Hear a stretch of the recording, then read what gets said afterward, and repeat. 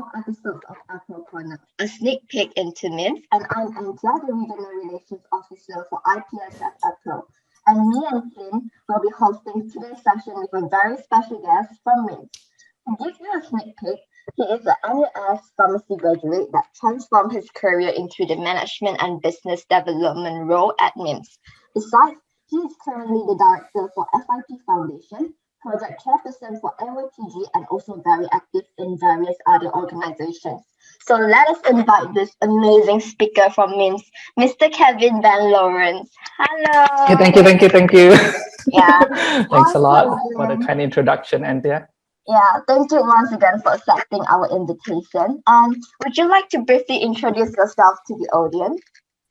Right. Okay. Hi everyone from IPSF APRO, from all the way from Pacific to the Eastern Asia side. So nice to Western Asia.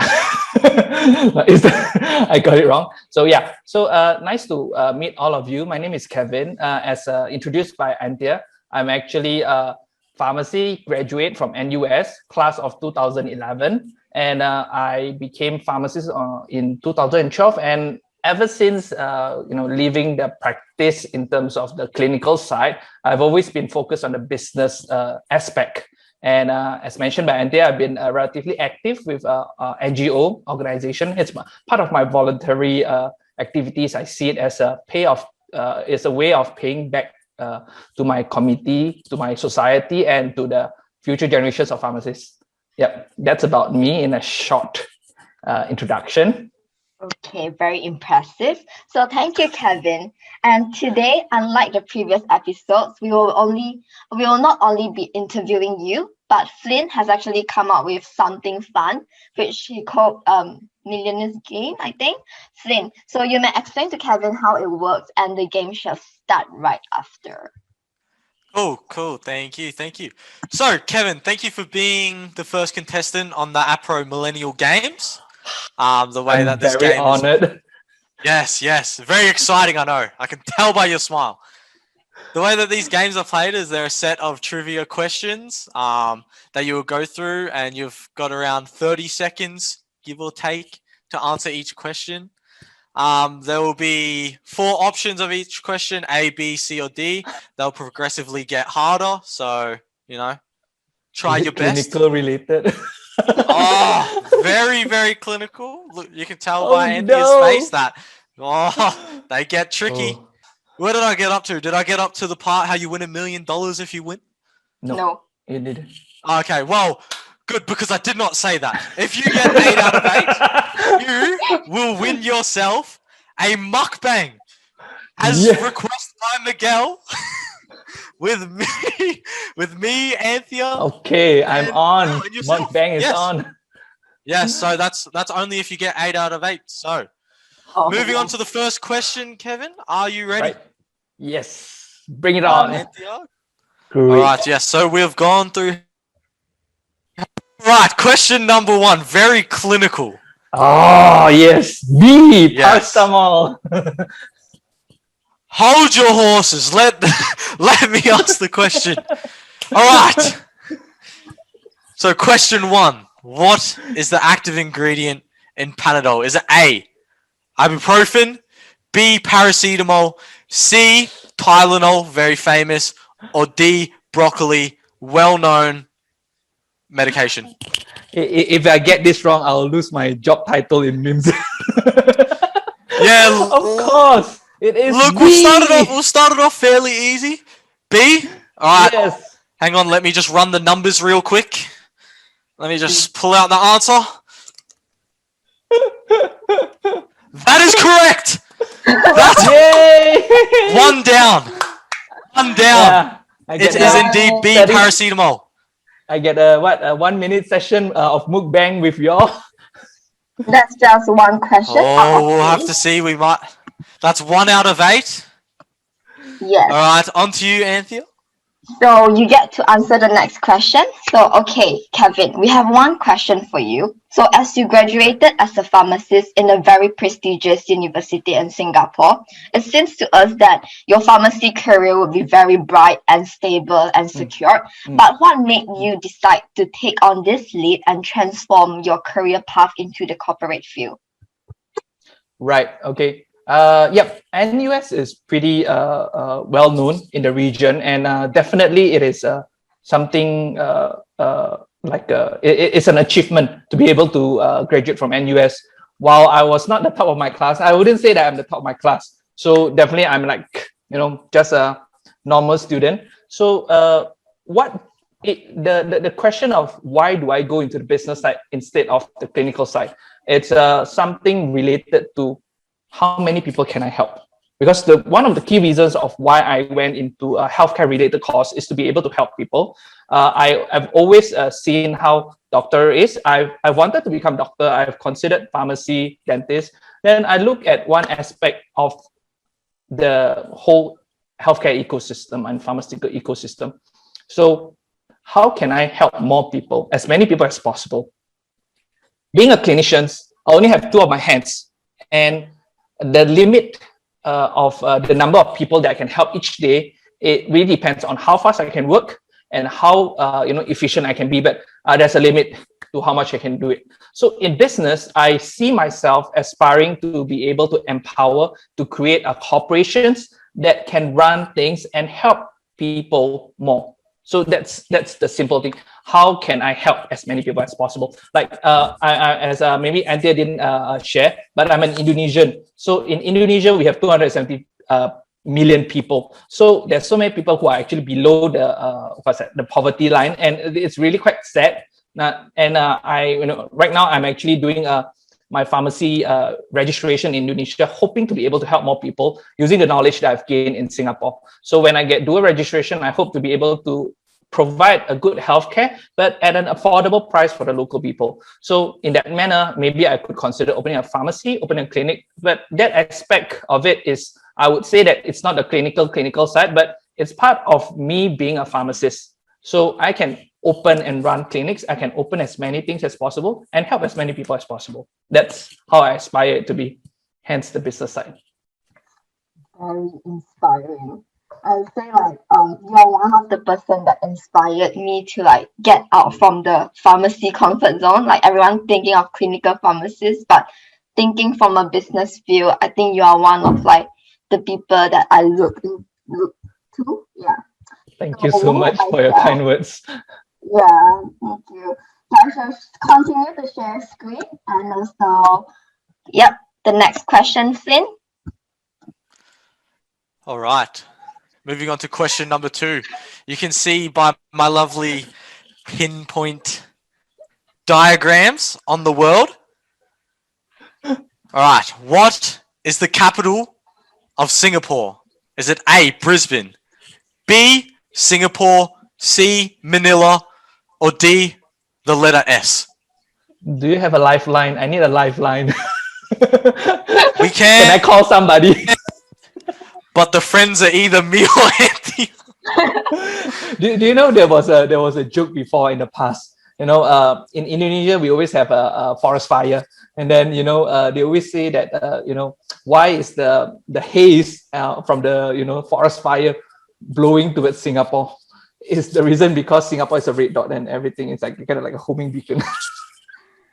Everything is moving towards Singapore. Yeah. Right. So the capital of Singapore. Wow, this is very difficult. It's very difficult. I think I gotta say it's Singapore.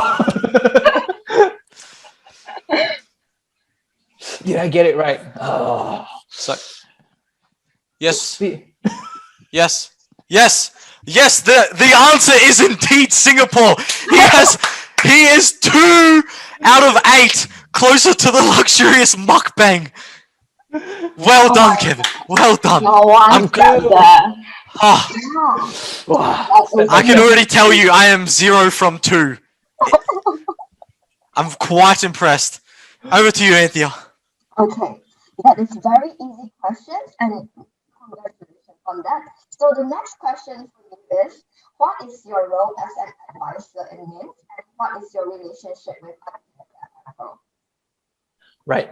Okay. So the thing about me being an advisor for MIMS, it just basically means I'm actually supporting the strategic portion, strategic planning portion, and also engagement portion, because I'm a healthcare professional. So as you can see from my background, MIMS mission is actually to empower healthcare communities to improve patient outcome. It's very, very clear.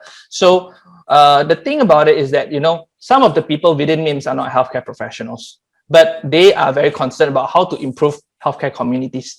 So who else can do the job of communicating with healthcare professionals?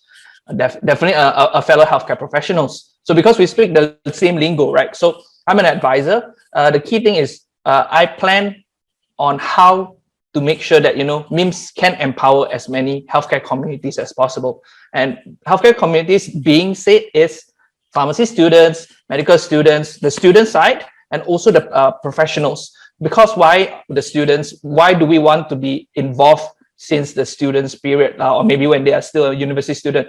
Reason being because you guys are going to become healthcare professionals, and the only thing that we can do is to equip you. And like, for example, right now, what I want to share is like, in certain countries, maybe you have heard about Montelukast. Montelukast is actually a medicine used for for asthma. It has side effect, which is the side effect it can cause some mental depression and stuff like that. So in certain countries, it's not very clear. But as MIMS, we also empower. We want to empower as many healthcare communities as possible. We want to share this to the healthcare professionals where maybe the information is not there yet. So this kind of things is the thing that I have been working with my team to do. And we work closely with the societies, and IPSF APRO is one of the society. Me being a pharmacist, and I used to be a pharmacy student, I thought the way that I can empower pharmacy students is definitely by working with IPSF APRO. And the beautiful thing is that the MIMS area of coverage is almost synonymous with the IPSF APRO's area of coverage. So that's why we are kind of like, let's help each other, let's empower. That's how I see it. Yeah, thank you, Kevin. It's like MIMS and IPSF APRO is like really like the best partner that we can ever have, Yeah. Okay, the next question, Kevin. Let me just. Yes, all right. Next question. Question number 3. Oh, they're only getting harder. Believe it or not, this is a different question. Different images, different locations, same world, baby. All right, question number 3. What is the largest ocean in the world? Is it A, the Indian Ocean, B, the Atlantic Ocean, C, Sydney's Bondi Beach, I've been to Bondi Beach. The Pacific Ocean? Oh, you know how big that place is. It's amazing. Yes, it's very beautiful. This is really quite tough. I think we've stumped him. I think we've got him here. I have no idea. Remember, you do have a phone a friend we have agreed on. Okay. I'm gonna go with luck. Because, we are part of Asia Pacific. Let's go with Pacific Ocean. Pacific Ocean. Let me just pull up. Let me just do some. Sorry, excited that I must have pulled some cords, some wires, because you have done it. You have done it. It is indeed the Pacific Ocean. Wow, my heart is racing. A man of knowledge. What is that? 3 out of 8 now? Yay! Yeah, I'm reaching 50% mark soon. Yeah. Okay. Amazing. Over to you, Anthea. Yes. So the next question we have is, we've noticed that you have left MIMS for a period of time in between to join other companies, but decided to come back to MIMS again. So is there any reasons for that? Right. Okay. So the reason why I was placed in MIMS in 2018 based on my CV is because I was actually from an investment firm. It's a Japanese investment firm. The Japanese investment firm invests in lots of healthcare assets and also many things, including maybe if you guys know about QS World University ranking, that QS World, right? It's also invested by my Japanese firm. There is a kind of like a I think it's a salt bay in Australia. I think it's called Shark Bay or something. But basically, it's also invested by Mitsui & Co. So my Japanese investment firm. So MIMS was actually part of the, my investment project. I was sent into MIMS in 2018 to be part of the management committee, management team, and also part of the shareholder representative. So that was the period of time. But at the end of 2018, because they have to do some recycling of investment, so they sold off their shares. So I returned back to MIMS. But I have established that I am able to contribute to MIMS, which is why in 2019, at the end of 2019, the CEO of MIMS back then, Mr. Sakai Yasunobu, he and his team reached out to see whether I'll be keen to actually be involved. I'm actually helping with my family business, so I can't contribute full time. So he has offered to provide me a part-time role. So which is why I'm back with MIMS, and I've been here for quite some time. And actually, working in investment firm is really very interesting because you work with numbers and you see how your investment can develop into something in terms of financial and to help more people, because we were investing in hospitals like in Malaysia and there where you are actually active in, Parkway Pantai Hospital is part of Mitsui & Co. Mitsui & Co. is the largest shareholder, and also they invested into MyV. They are the initial shareholder of MyV. They brought Daihatsu into Malaysia as a car company. They invested in almost many things. So I was involved in the investment, but more towards the back end strategic planning. But when I joined MIMS in 2018, I realized that there's so much more things that I can do by being in the front line, right? So which is why I didn't hesitate to actually take up the offer in 2019, even as a part-timer advisor. So I believe that I can actually help out more. Yeah, and it's actually in line with how I see the company has the same mission and vision that's in line with what I see, what I believe in. That I want to be able to empower more people. Yeah. Oh, very interesting. Even MyV. So maybe Flynn would not know MyV, or like the audience out there. MyV is like a very big local car brand in Malaysia, I think. Yeah. Right. And the Flynn, I just Googled, the place is called Shark Bay Salt. It's actually a company that it's a whole only it's a subsidiary owned by Mitsui & Co. And they focus on producing salt. I'll share with you. Wow. Yeah. Yeah, cool. It's very interesting. Oh, nice. Okay. So Well, next question, speaking of minerals and stuff like that, we are on to question number 4. What does K represent in the periodic table? Is it A, lithium, B, potassium, C, Kevin, or D, salt? What are we saying? Right. I think the guy, the picture really look, that guy is really handsome. But of course, Flynn, you have taken the words out of my mouth. But Flynn, you look more, you look the best today because you are on your best suit, man. well prepared for today. I don't think I have anything on this photo though. Right. So back to this. Yes, definitely it's B. B. We all know it. We all love it. It is indeed potassium. Thank Congratulations. you. Wow. 4 from 4 so far. I was about to pick number 2. Okay. But it's all right. Thank you. All right, on to you, Anthea. Yeah, 50% nearly there. So the next question is, what are your biggest takeaways from working at MIMS? Yeah. Right. So my biggest takeaway after working MIMS back right now, kind of like on a full-time, part-time role and being more involved, is that Now, there's so many things that MIMS can do to support healthcare professionals.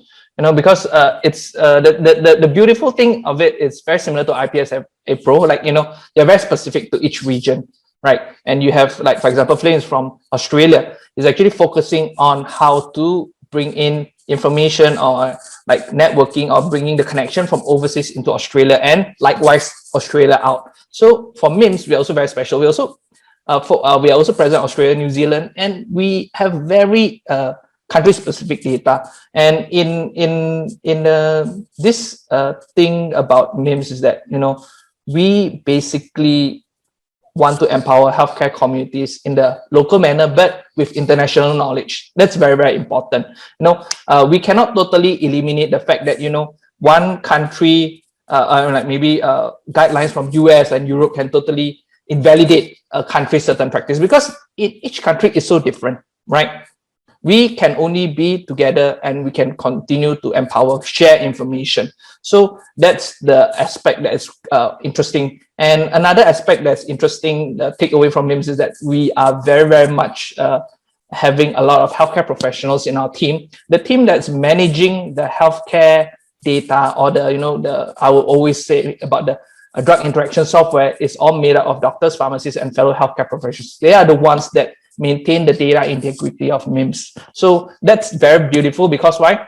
It's like from healthcare professionals for healthcare professionals. It's like a cliche, but it's the truth, because the thing is that you need reliable people, you need qualified people to actually maintain the data, so that when all of you become healthcare professionals next time, you can actually basically have a peace of mind.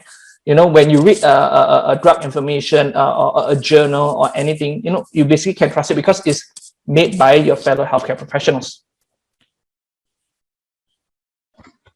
Okay, I agree with that. And then I feel like really MIMS have a really good, strong value in empowering like healthcare communities too. So back to you, Flynn. I'm gonna share with you the next question. All right. Probably one of the more harder questions we have today. Question number 5. Which one is a play produced by William Shakespeare?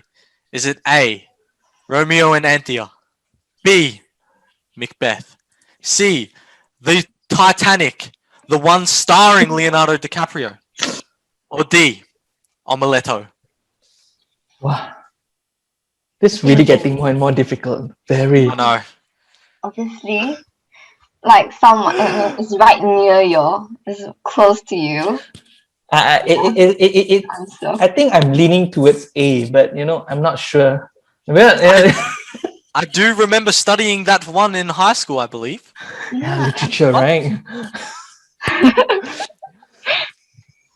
but I think the picture picture of Macbeth, number B, the B option looks the most professional, so maybe I'll go with that. Trusting my luck and unconscious mind.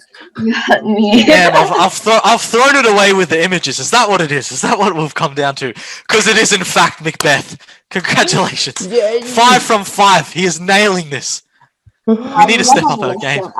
It should be A. It should be A with how amazing that image is. Honestly, if you have changed, Flynn and Anthea, maybe I'll have chosen that. Oh. Sorry, Alicia.